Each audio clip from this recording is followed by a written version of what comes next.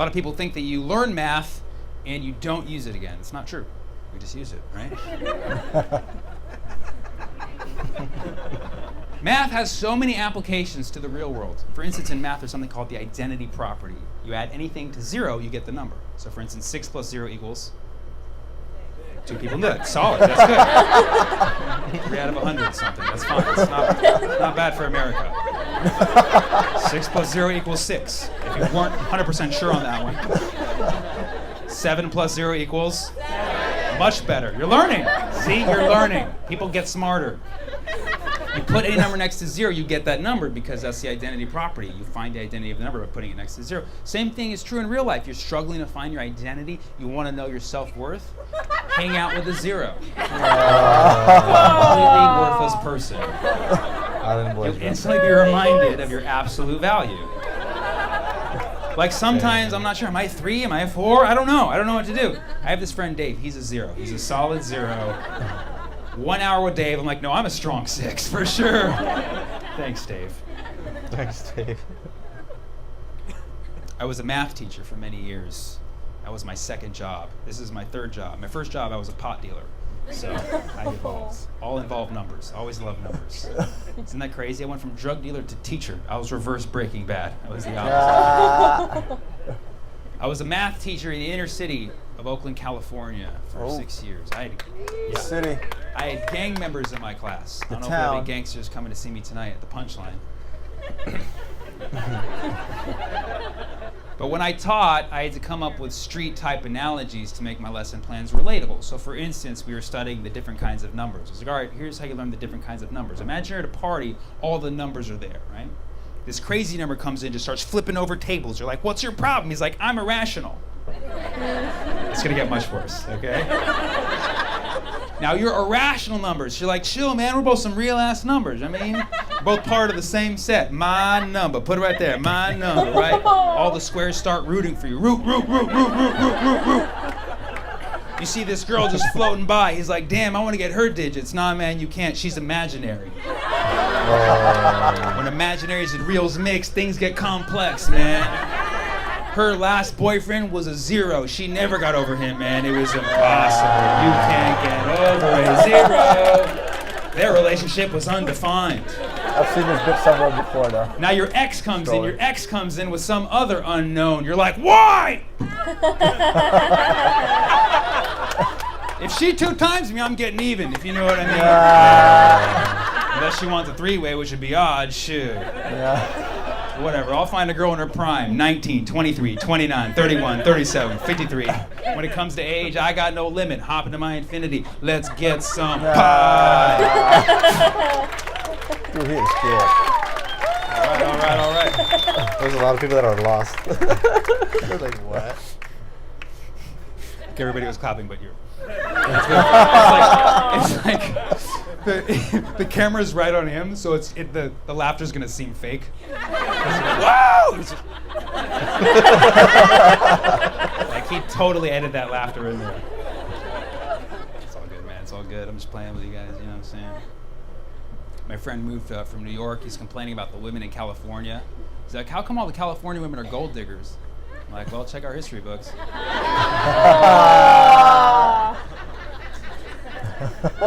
I am on Tinder, which means I'm getting rejected about 2,000 times a day. I don't even know about most of it. It's pretty awesome.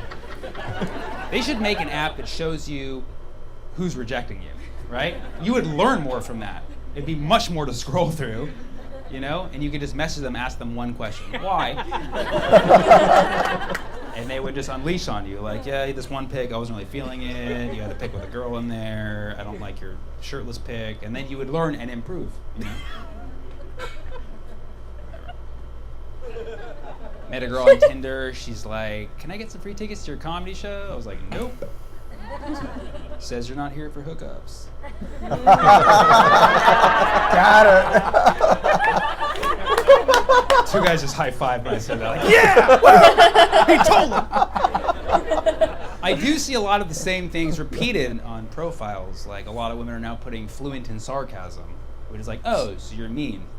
Well, like,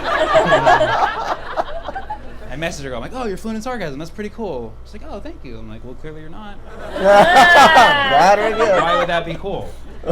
Why would I want to go to bed next to someone who doesn't say I love you, but there's like, oh my God, I hate you so much. Good night. Like every.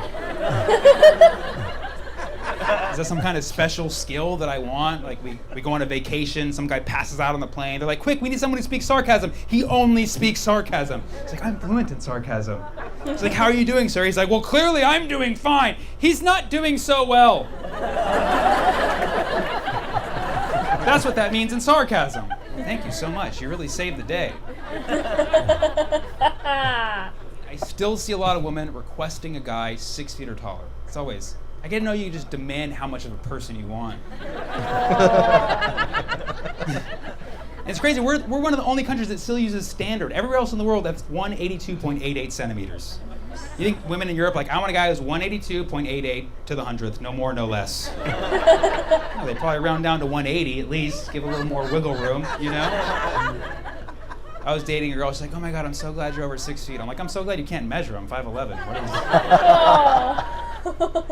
is it's like short women too. I want a guy who's 6 feet or tall. Like, you're 5'0". How much clearance do you need? How much clearance? That's some Napoleon level stuff.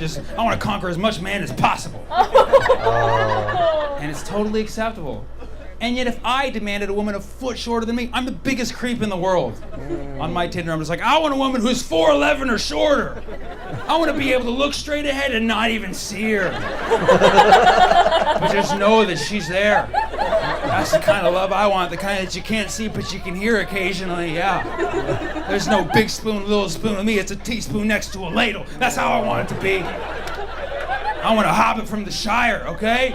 She wears heels. I go out barefoot every night. She wants to kiss me. She got to leap up like a dolphin, catching some fish like that. I want to walk around the house and be like, is that a piece of furniture? No, that's the love of my life. That would be totally okay. We're almost done, don't worry.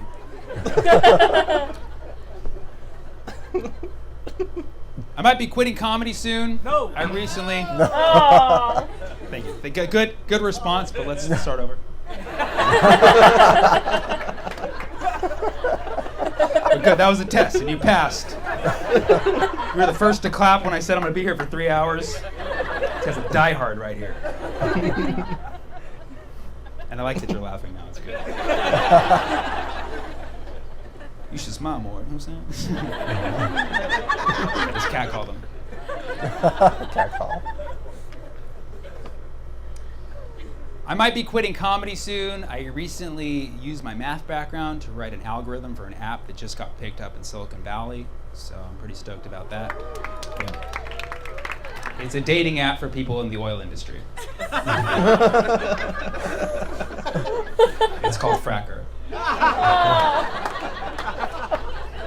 I thought I was doing something great for romance, but now every sleazy guy in the app is using the same opening line. He just like, want to frack? And girls are like, that's so crude, you know? He's like, I thought you wanted to drill. I'm looking for a guy who's more refined, okay?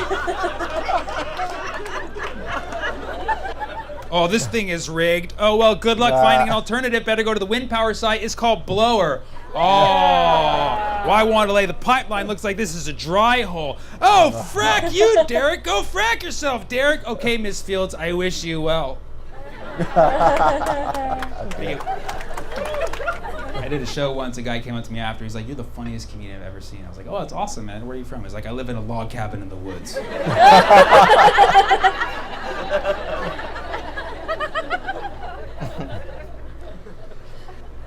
So I really do appreciate you being here. Thank you so much. If you want a hug, those are free as well. I give hugs because it actually releases oxytocin. Feels really good. It's the feel-good hormone. So people are always like, Sammy's so snuggly and lovable and loving. I'm like, no, I'm just doing it for the drugs. You know what I'm saying? High. Oxytocin. So if some kid asks you like, hey bro, you got some oxy? Just give him a hug. That's how you solve the opioid crisis.